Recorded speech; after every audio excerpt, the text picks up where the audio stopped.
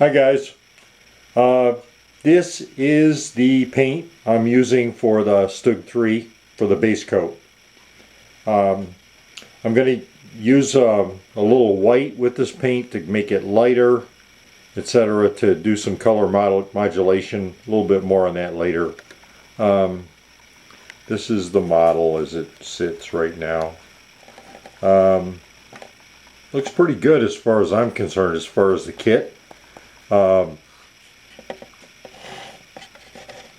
Everything pretty much went together pretty well. I really like those photo etch screens on the intakes. They came out real nice by my standards. So anyway, it's kind of going to be sitting like this for a while, and I'm going to be working on the tracks until I get some more mixing jars in, because I've got to mix up the white with the gray and make it lighter to do a color modulation paint scheme. Well, not really a paint scheme, but a technique.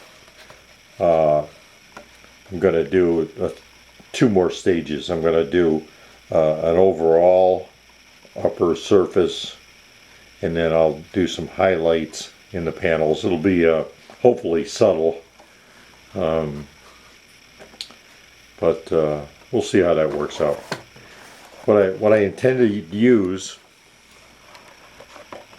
what I was going to use, I should say, was this Vallejo Dunkelgrau German dark gray color modulation set. They've got 6 bottles of stuff they give you in this box. I'll take it out and show it to you.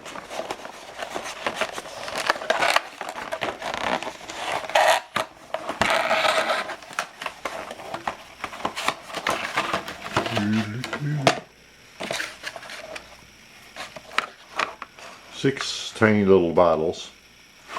You could probably get 2 or 3 armored fighting vehicles out of this set, depending. I'm sure you could do at least 2 Stugs, and you know, but it'll tell you on the back how to paint it and all. I skipped step 1. I'm not going to use the primer that they supply. I primed it with kind of like a red oxide automotive primer. Step 2, that's kind of almost like a black. I'm going to skip that too. And then I went right to step 3. I used the German, the XF63 Tamiya paint for that. It's a different color than they supply here. They give you a sea green, kind of bluish gray, although the color's a little different, the value's the same. And value when it comes to color is just the brightness of the color.